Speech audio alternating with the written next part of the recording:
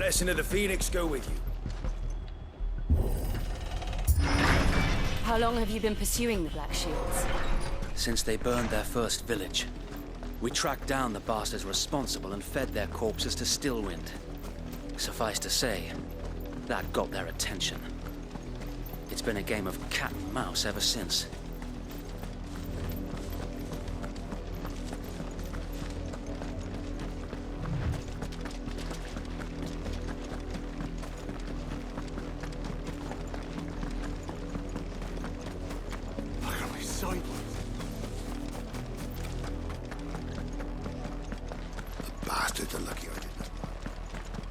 There they are.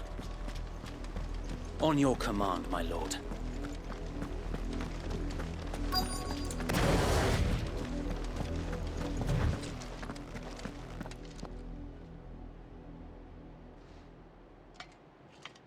What is it now? I told you! We bear a message for the Vicereine. From the Guardians of the Flame. Ha! You presume to tell us that a pair of filthy vagabonds, a woman and a dog, could guard aught against the might of the Black Shields? Then come! Die along with your flame! For Azaria! For Azaria! Your petty revolution ends here. On these our swords we swear.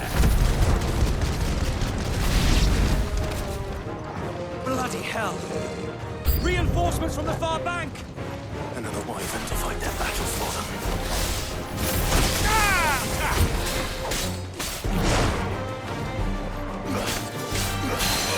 This one.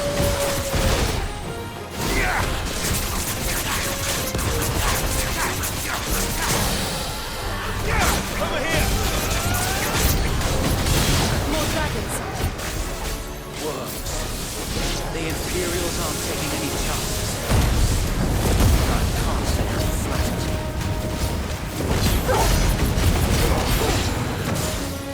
Wait! Get him! Sicker! This one.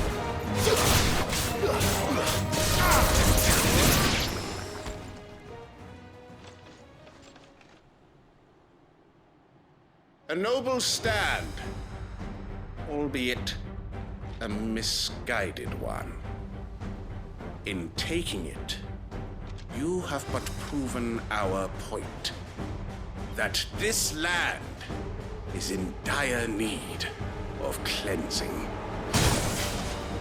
Go to it!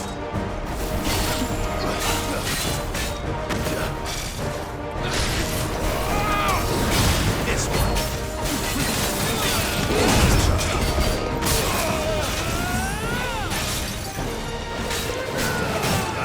This one.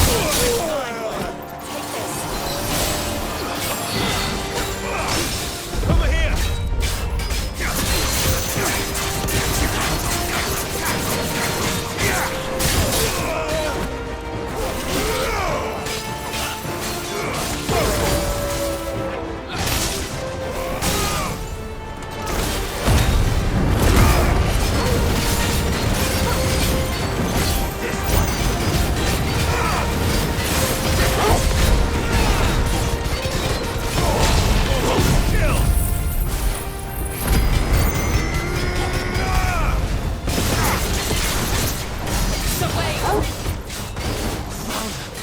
There's no one left to keep them occupied. We need to finish this. You mean finish him?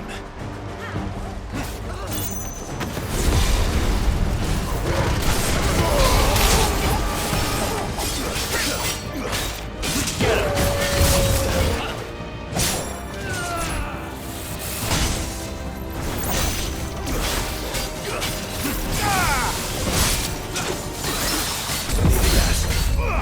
Attack!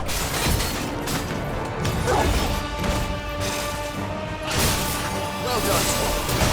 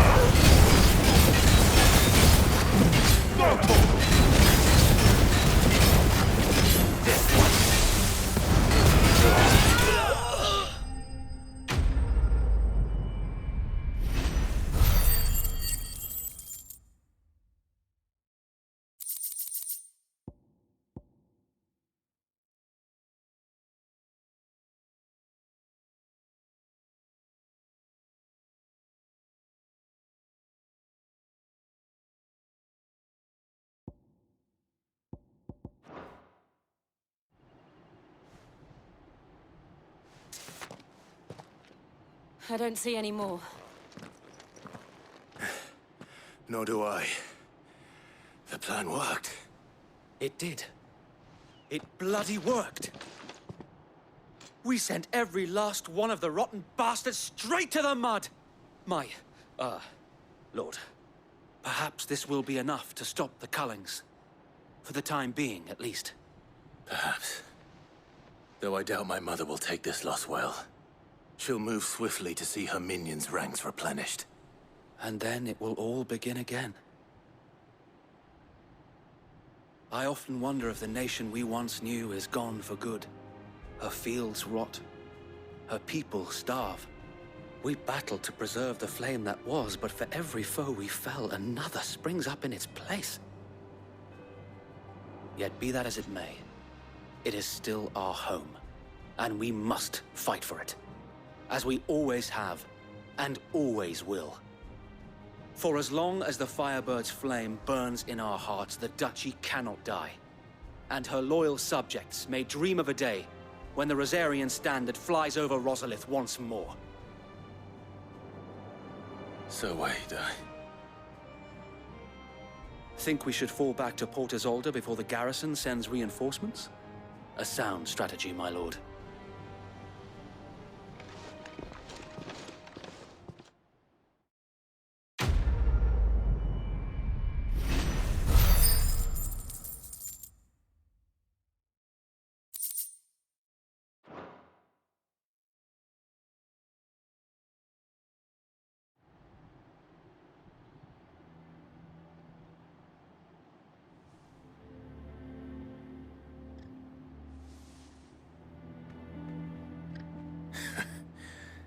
And how long has my uncle been funding you and your comrades' endeavors? Since the beginning. Lord Byron was the first person I turned to after forming the Guardians.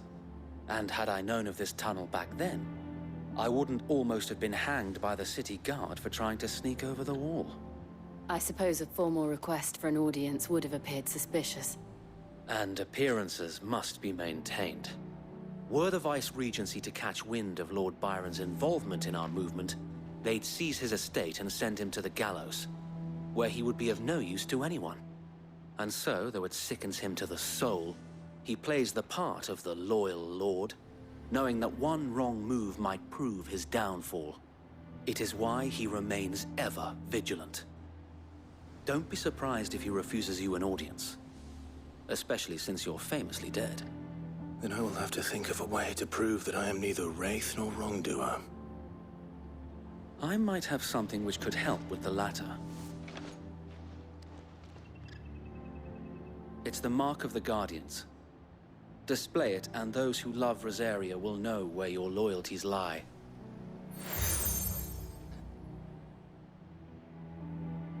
I shall wear it with pride. Be sure that you do. I don't want my men attacking you again. Unless you deserve it. If only Sir Tyler could have been here to see you. Or the Lord Commander. Thank you, Sir Wade. If there is ever anything you need. I know. Go on now, my lord.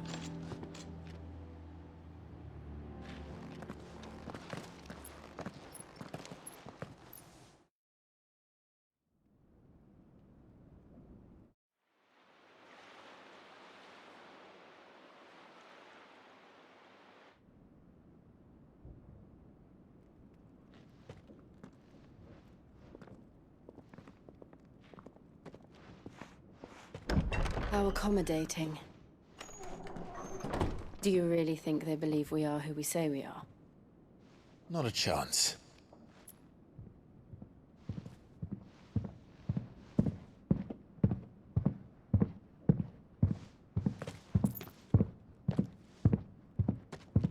Right, I guess. My uncle believes we're imposters here to rob him.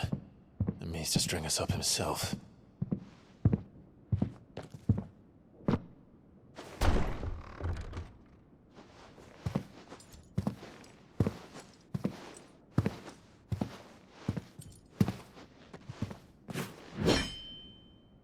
Imagine my surprise when I was told my nephew had come to visit.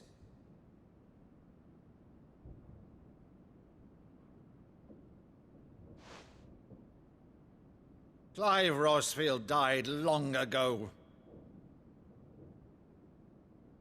And for uttering his name here, you shall pay with your tongue!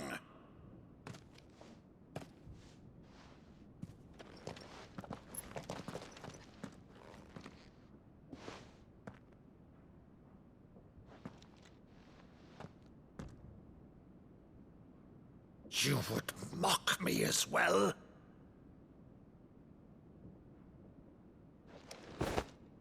It is I, Sir Crandall of Camelot, loyal servant to her serene holiness, Saint Sybil the Unshod.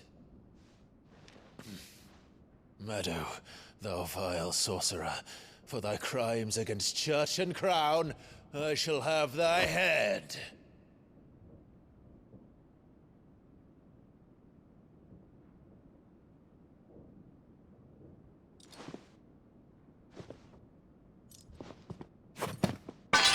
Curse thee, infectious flax wench. Even in death, must thou plague me still? Very well. I shall open the gates of hell, that thou might see thy charge once more.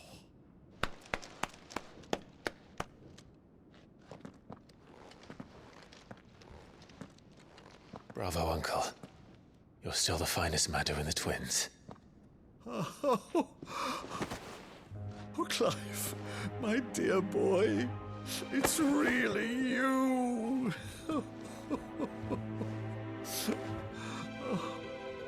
You always were fond of that scene from The Saint in the Sanctuary. Never did let me play Sir Crandall.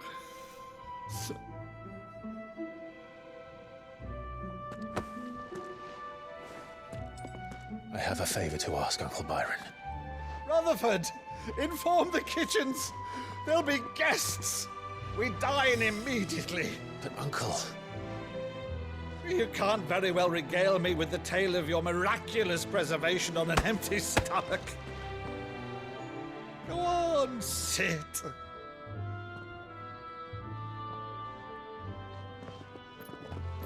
See that you use the good plates, Rutherford.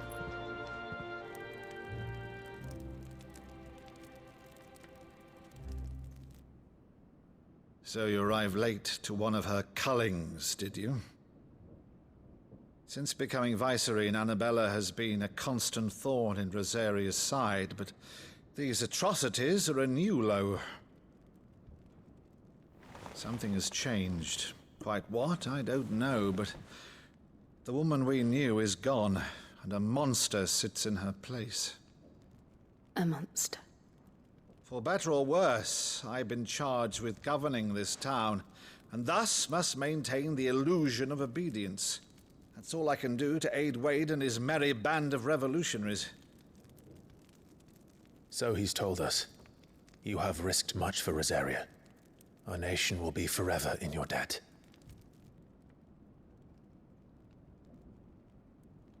It has been 20 years, Clive. The nation your father and your forefathers fought to defend is no more. Perhaps it would be otherwise had I the courage of my brother.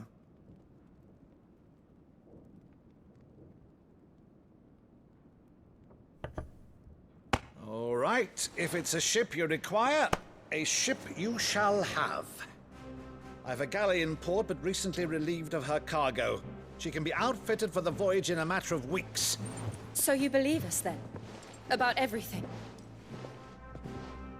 Believe you? Ha! Only a fool would believe even half of the things you claim. But until tonight, only a fool would have believed my nephew still lived. And besides, I have it on good authority that Clive is telling the truth. Whose authority? On your own, of course. You've always been a terrible liar. Is that true? It's not untrue. Let's say no more about it, eh? It wouldn't do to linger on my nephew's greatest failing.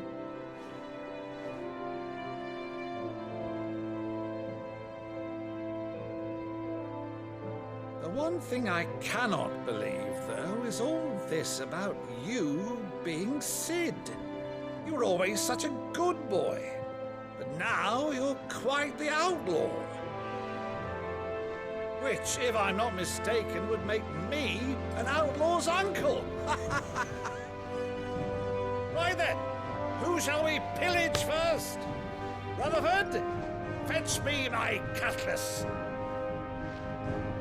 This will be fun.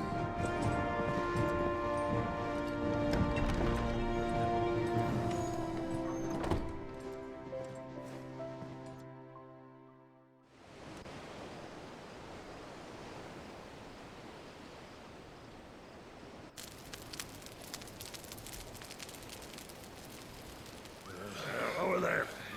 Go on. She's a fine ship, isn't she? Once outfitted, she'll bear us across the boiling sea to Drustinus in the space of 3 days.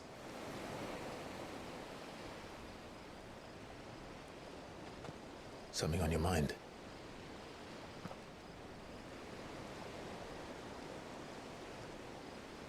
Monsters. When I served the Iron Kingdom, I did so because I saw no other choice. Because once they learned that the lash would not move me, they turned it on those who could.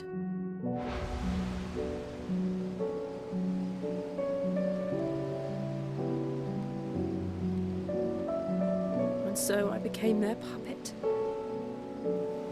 I let them pull my strings, telling myself it was not my hand that swung a sword, but another's. I removed myself from the truth so I wouldn't feel the pain it caused.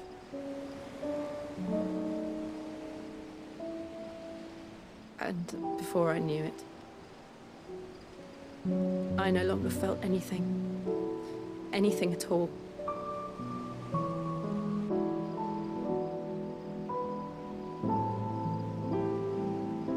I had become a monster.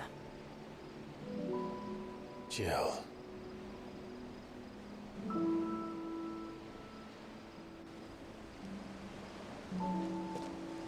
I don't want to be a monster, Clive. Do you understand? I want to choose a different path, a better path.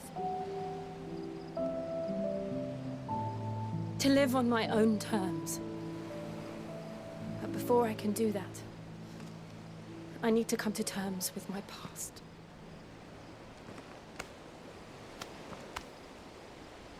And when you do, I'll be standing there with you, just as you stood with me.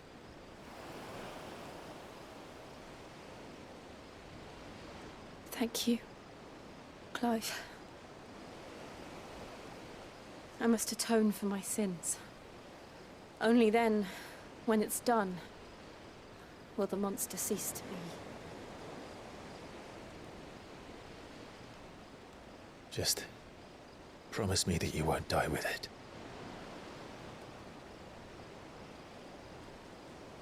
Now, let's get some sleep. The journey back to Benamir is long, and there is much to tell the others.